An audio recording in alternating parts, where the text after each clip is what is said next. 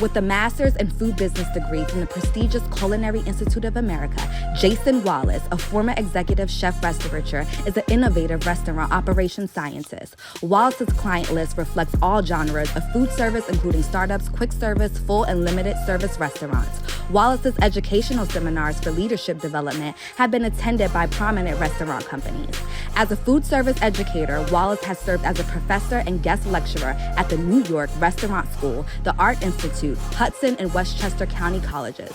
Wallace has been an active member of the New York State Restaurant Association, which was established in 1935, holding various leadership positions, including treasurer, vice chairman of the board of directors, and in 2010, Wallace became the first African-American chairman of the board for the New York State Restaurant Association. Thank you. No, it's much too kind, please. All the applause. Welcome to another episode of Behind the Numbers with the Restaurant Scientist. I am Jason Wallace, and I actually am the restaurant scientist. Dropping jewels, dropping nuggets all the time. I am proud and happy and welcome to have in the studio with me today a subject matter expert in the realm of marketing. And her name is Jennifer Edwards, and her brand is Jennifer the Creative. Close. Global. Right? Just recently changed it up on me. Jen, the Creative Agency. Jen, the Creative Agency. Yes. Jennifer Edwards, welcome to the show. Thank you, Jason. Thank you for having me. Thank you for being here. So, as you know, we take an in-depth approach to talking about entrepreneurship, businesses. The subject matter expert that you are crosses many genres of businesses. Clearly, I am in the restaurant business, the restaurant industry, and you and I have already decided that you're going to help me build my brand. Yes. Let's get some applause there.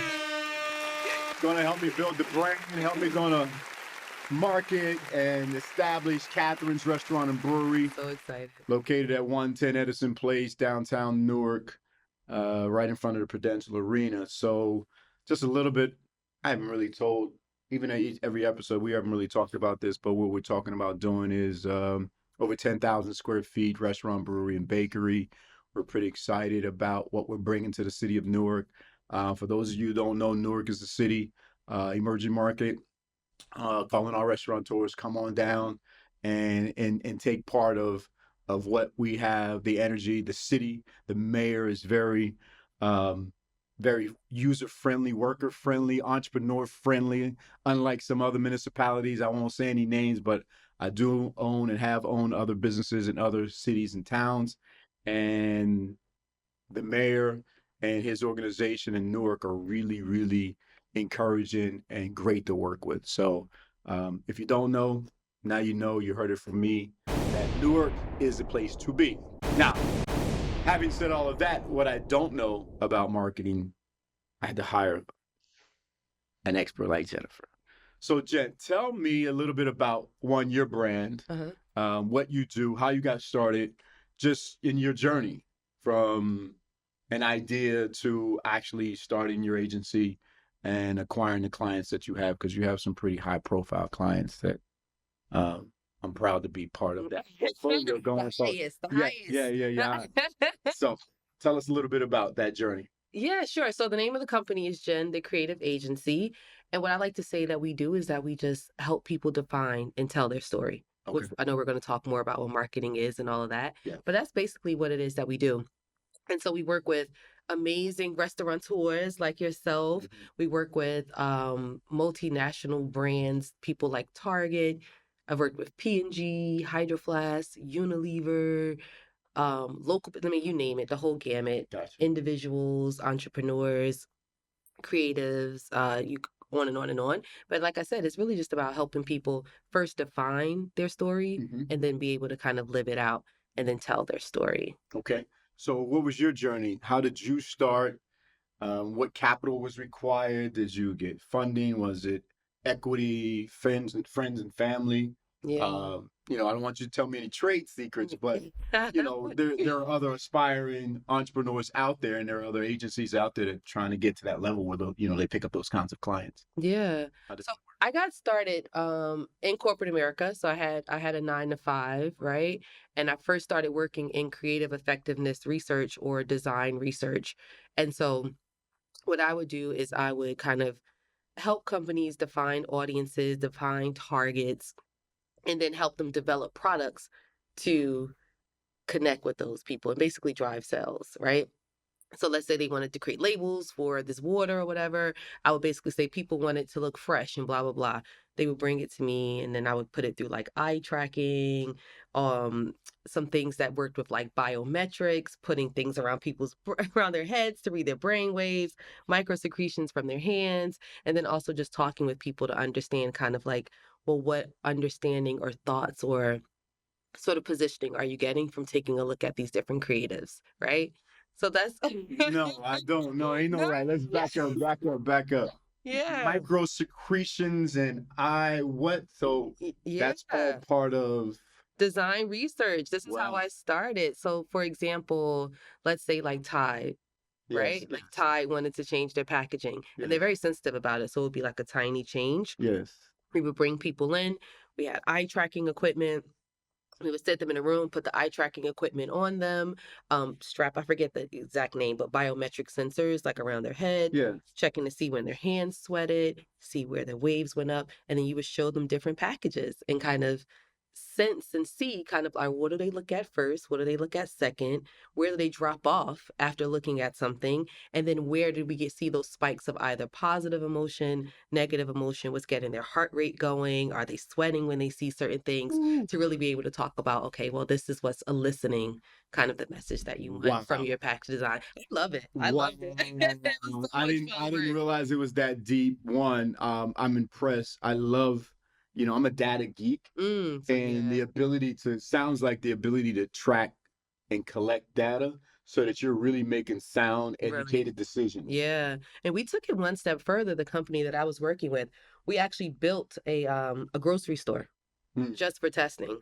So we would put mobile eye tracking glasses people on people, take like Tides, test product before they ever even got it, put it on a shelf amongst other laundry products, and then see when people shop the category, did they stop? Did they look at it? Would they buy it? And then Right. collect all the data from there Right. and then help them make the decision. So Wow. super exciting. I loved it. I loved it. I loved it.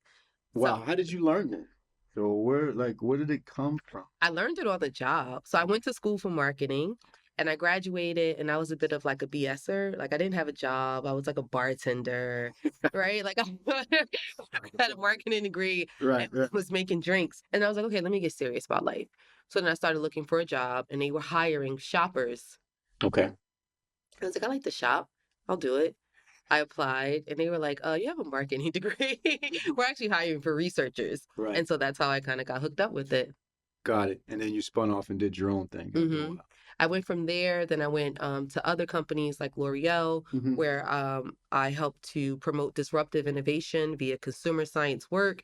And that's what really made me want to have my own agency then. It was my job to help them create disruptive innovation. How do we create a whole new category, right? Like, how do we do something that stops consumers in their tracks?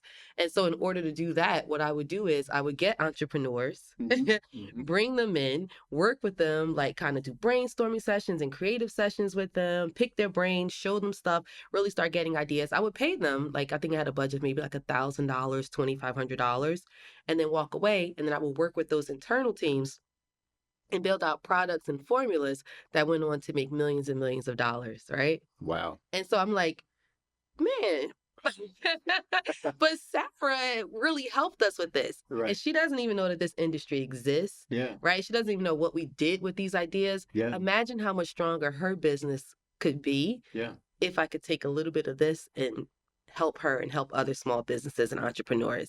And so that's what really prompted me to start my own agency. Wow. Man, she's dropping nuggets, bombs, knowledge. It's not me. It's Yeah. not me. Yeah. It's explosions. You gotta be careful. So, all right. There are so many people out there that need to know that these jobs exist, what that Yes. job description even looks like. How are these companies even hired? When you start talking about diversity, inclusion, equity, all those things. So you are definitely, you know, a fresher breath there, coming on the show and then just dropping this knowledge and exposing people to those types of opportunities. I do know that when it comes to consumer purchasing, right? Mm-hmm. It becomes the conversation between branding and marketing, right? So let's kind of pivot and go down that road. Branding is long term, is why we exist. Exactly. Marketing, short term. Marketing can pivot and shift as the demands and the markets kind of change. Exactly. But the branding has to stay on course. Mm-hmm. They're independent, but yet they're interrelated. So, and I know that scientifically our brains work from emotions, right? Like everybody has their own sequence. Like for me, I'll go into a store, it doesn't matter what it is, sneakers, pants, cowboy, and I look at everything that's available first, and then Jason. I then say, okay, which ones move me? Like I may like a few, but which ones pop, right? Then I look at price last, right? So Jason's balling. No, it's because to me, quality and price, I'm willing to pay more for a quality product because I'm going to look at the soles and the heels and the uppers and the lowers and the color, and make sure that it matches with me. But it's emotional, right? So I know that in our brains we have the outer cortex, right? Where all of the analyze, synthesize, and evaluating comes from. And then the subcore of our brains, the neo, right, is the limbic system, Limbic, limbic system. And that's where emotion lives, right? So when people say things are not personal, it's business, that's a lie. Like we've been lied to, people. Everything is personal, right? Everything is personal. It's not business first. It's your emotions. If I like you, I will potentially do business with you. If I don't like you, I may not do. So my emotions plays a role in whether I do business with you or not, whether I feel your energy, right? I'm feeling and we're gauging energy. And in addition to that, when I like a deal, whether I'm looking at a restaurant space for a lease or a building on the real estate side for investment, for purchase, it's still tied to my emotions. It all is, yeah. Right? So everything is emotional. So we've been lied to about that. So if you didn't know, now you know, you heard it first here from the restaurant scientist. All this shit is fucking personal. Everything is personal, right? So now, when we go to purchase, talk to me about the marketing side versus the branding side and how those two worlds come together. I think you described it perfectly, right? The branding is long term. The branding is who it is that you are, right? Like, this is my DNA. This is who it is that I am. This is how this is my expression of self. And then the marketing is about all the little things that you do on the day to day. And I know I'm talking about a business as though it's a person, but that's the way you have to think about it. Absolutely. It is. It's a living, breathing entity. Excuse me. It is. Yeah. Yep. Yeah, but and then so the marketing is just kind of like the things that you do from day to day or week to week or month to month, whether it's a campaign, that is an expression of who it is that you are. You know what I mean? So who it is that I am is let's say I'm a company that helps people feel good about their homes. It keeps their home clean. Cool. But now your marketing has to somehow say that and support that. And it can do it in so many different ways. But the point is that marketing is supporting that branding. So many entrepreneurs are missing this, which is why people like you and this platform exists. Because one thing I try to do is be educational and inspirational at the same time. So when it comes to those examples, let's take a deeper dive into, right, most restaurant, so now let's pivot over into my space, right, the restaurant industry. Most people in the restaurant industry think that marketing is driving sales, right? Well, marketing is driving sales, but they don't understand the branding part of the marketing spectrum and the two roles that they play. So when you and I talk about, okay, what are we going to build for Kathryn? What are some of the questions that you have to ask me as your client in order for you to be able to deliver on the scope of work and the goals and objectives? Yeah, I mean, I should have brought my laptop because we could have went through what questions did I ask you, right? Yep. One of those questions was about how do we want people to feel when they come to Kathryn's? Yeah. Yep. I remember that question. That's because, like you said, it's about the emotion of it, not what food do we want them to taste, because we know the food is going to be delicious, right? Yep. Not who they want to run into while they're there. That's all a part of it. Not what music. How should we feel? Yes. When we come there? Yep. How should I feel when I leave there? Yep. Right? How should I feel every time someone mentions the name Kathryn's? Yep. And that to me is, we can do everything flowing from there. From there, right? That's the number one question. How should you feel? Restaurateurs, think about that, right? And I know that the other part of this is, and when it even came, I'm a poor negotiator when in certain areas. Let me take that back, right? But when it comes to someone like Jennifer, and I met her, the energy was there, the vibe was there. So, all right, I feel like I can work with her. She can bring added value to me. And because that's trust, right? I have to trust that my marketing director understands me and I will follow you because I'm a leader, right? So it's important for people to understand that leaders will only follow other leaders. You can't lead me if you're a manager, and you can't manage my brand. And well, we're at an advantage here because I'm coming to you from the very beginning. Yeah. So if I already had a brand that didn't have this infrastructure, you would then have to go back, right, and create that foundation and define it. Yep. And then do some damage control because now they've built a marketing campaign without branding properly. Yep. And they're misbranded in the market. Am I saying that correct? Yeah, 100%. 100%. I think one of the most important things that you said today is about how it's all personal. It's all emotional. Everything's emotional. Everything is emotional. And so, like, how you want me to feel needs to be consistent. From all of your marketing, from all of your branding, from everything it is that you say to me, you do. I have to feel it because, and I think we're going to probably talk about it later, emotional connectivity is what brings me back. Yep. Right? Loyalty. It's what. Why'd you steal it? I was going to say that. I'm sorry. And science has shown it and has proven it, right? Yes. That if consumers feel emotionally connected to you and to your brand, it breeds a loyal consumer. And that's exactly what it is that you want. And that's what you want to do. Absolutely. So when you start talking about scope, when you start talking about goals, objectives, you start talking about alignment, your marketing campaign has to be aligned with the branding campaign. Yeah. But for most operators in the restaurant space, they don't see the value of brand. Social media's got them all fucked up. Right? Just put me on Instagram, put me on social and Facebook, and that's my marketing. But there's no loyalty, particularly when you start even coming at me with discounts or giveaways.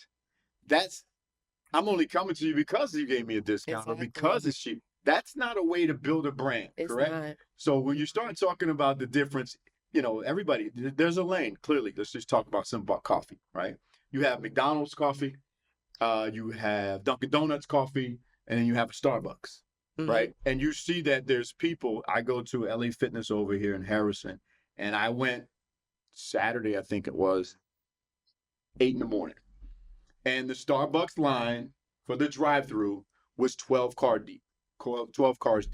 Now, why did I recognize? Because I'm a restaurateur, I'm a data geek, and I look for things like that, right? So once you're in tune, you look. I'm like 8 o'clock in the morning on a Saturday, not a work day, on a Saturday.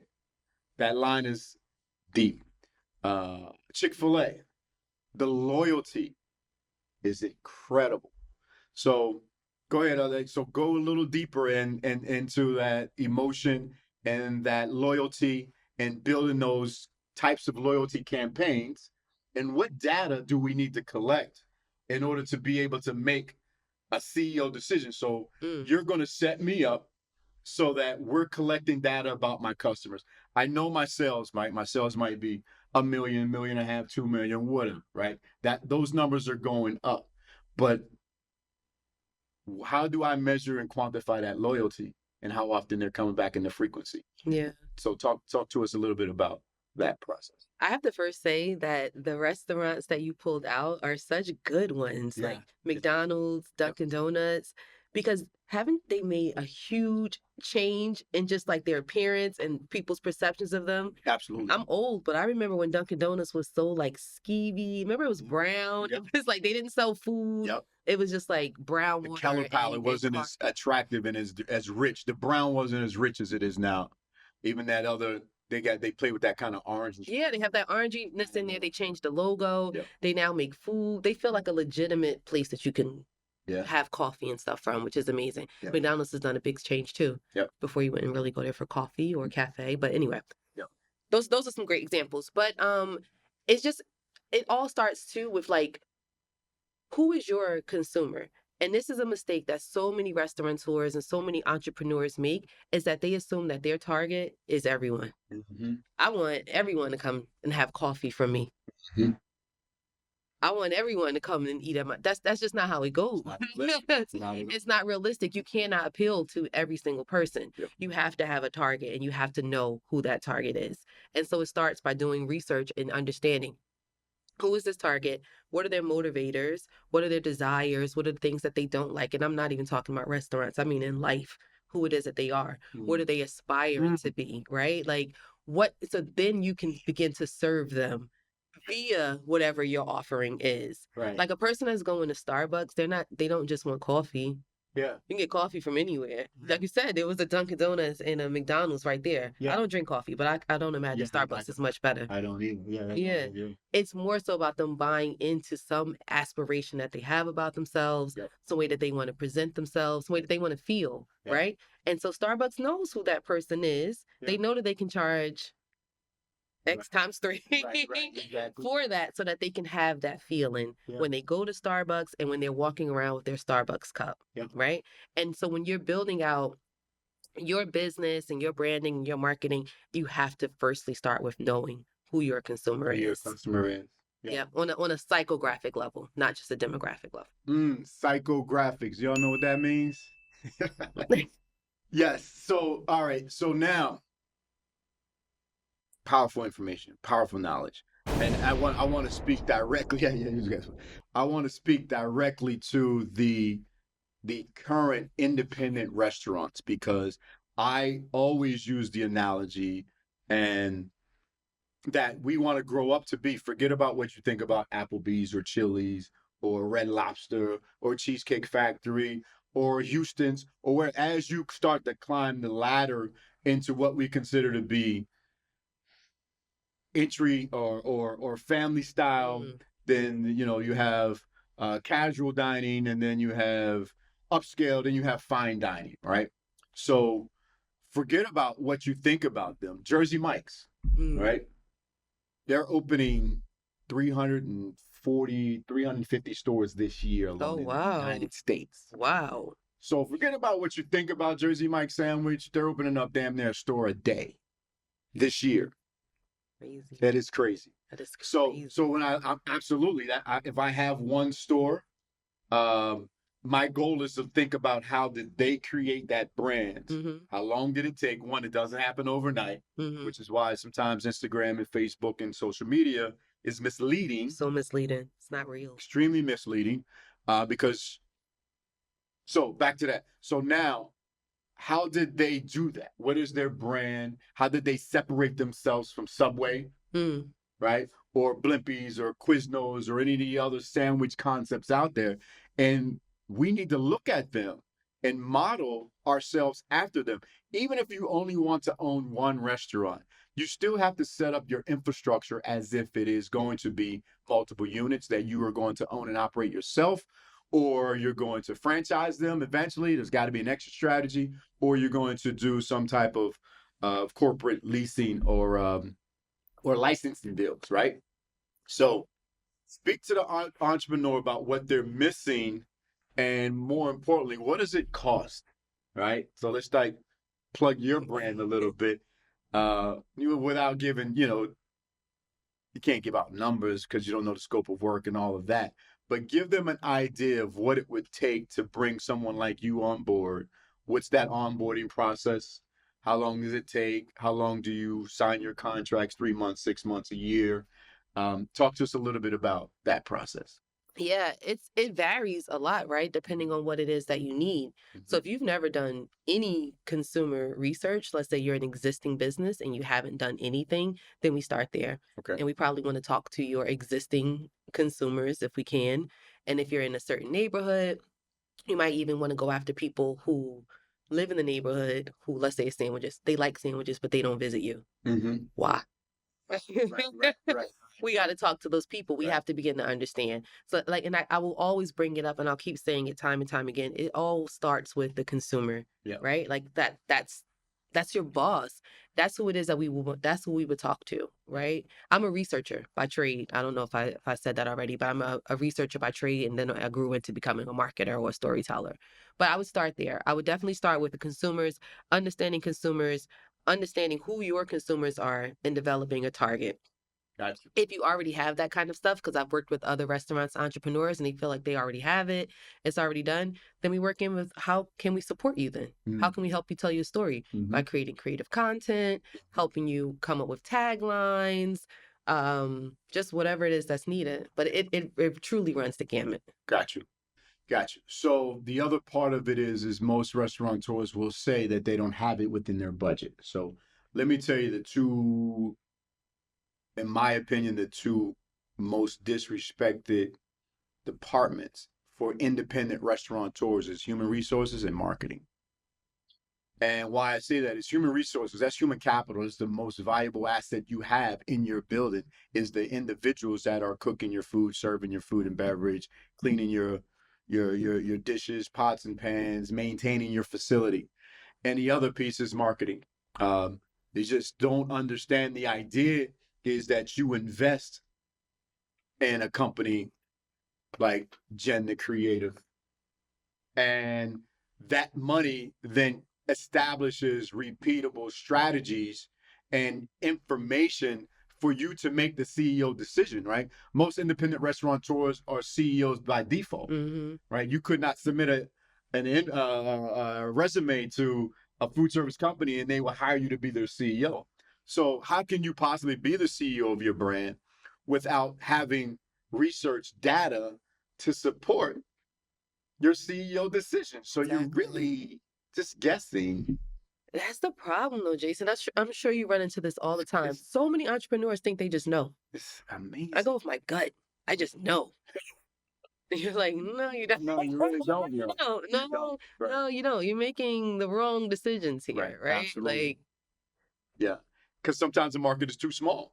Like, even how do you even quantify? Like, even what we're doing in Newark now, there's 330,000 people in Newark, but that density is different than what's in Philadelphia. You got 2 million, 3 million people. So as you see now, there are clearly a lot of apartment buildings being built, because that means that the density needs to go up. So we need to go from 330,000 people to 500,000 or 600,000 people, within the next 5 years, 60 months, in order to support the market. So right now, that's why I said earlier, it's an emerging market. And now is the time to get into emerging markets, because by the time that the market actually is peaking, then it's too late. Now all the good locations are gone and the rents are too high, and everyone is already there that got in early enough is establishing the money that they need to sustain throughout the life of their 10-year lease. Most of them sign 10-year leases. So you need to invest in Agenda Creative, because that money is going to return itself over and over. And then you just keep reinvesting. So we had that conversation, right? I was clear about my goals and objectives. I will spend whatever, I didn't even haggle her on price, right? I didn't, right? You didn't. I was like, just tell me, because I'm a hired gun myself, right? I'm a consultant, educator, whatever you want to describe me. And if I come and tell you, this is my price, right? You don't pay me for my time, you pay me for my knowledge. Exactly. But the knowledge that you have is going to, now I'm going to make educated CEO decisions based upon facts. So the floor is yours again. We got about 20 more minutes, so we're good on time. So just talk a little bit more about pricing and investment, not pricing, but investment. You're not spending the money, you're You're investing the money, investing it. That's a right? great She's not an distinction. Yeah. expense. She's an investment. I'm investing in her, and she's going to give me information and knowledge that I can make educated CEO decisions based upon, that's going to then drive my sales, and then it's going to increase my sales and my profit, and then I'm going to turn that around and give her money again, and we're going to We're keep gonna this keep it process going. We're gonna going. keep the wheels going. Exactly. And that investment can look like a one-time thing, not necessarily recommended, but you just getting your feet wet, right? Like you might just be like, well, I just want to understand more about the market. I want to understand more about my consumers. I wanted you to help me with a creative strategy. Or it can look more long term. It can look like fractional CMO situation. It could look like, here's what we recommend as your strategy for the year, and then let me and my team kind of execute it for you, right? So we don't only create we don't only create the strategy, we can create the actual creative content that you need in order to support that strategy as well. So it can look like one time research, one time kind of project, or it can look like 3 months, 6 months ongoing. So let me help clarify what she says. Even though, so this is part of our conversation. I'm like, well, Jen, I don't need you to give me a bunch of ideas. I need you to also execute on. So that's what you're. That's definitely, Right, you definitely said that. right. So right, or data. Like I need, then once you give me this data, then I can say, okay, do I have the proper china? Do I have the proper plate, right? The plates, the silverware, the glassware. Is it on-premise catering? Is it off-premise catering? Is it a la carte? Is it breakfast? Is it lunch? Is it dinner? Is it late night? Is it at the bar? You follow me? These are all individual sniper. Each one has its own campaign, Yeah. right? Each one has its own goal, its own objective, because we can't just have this shotgun approach to marketing, as you said. Everyone is not your customer. If there currently are 100,000 people that come into the city of Newark every day to work in the city, they don't live in the city. Mm-hmm.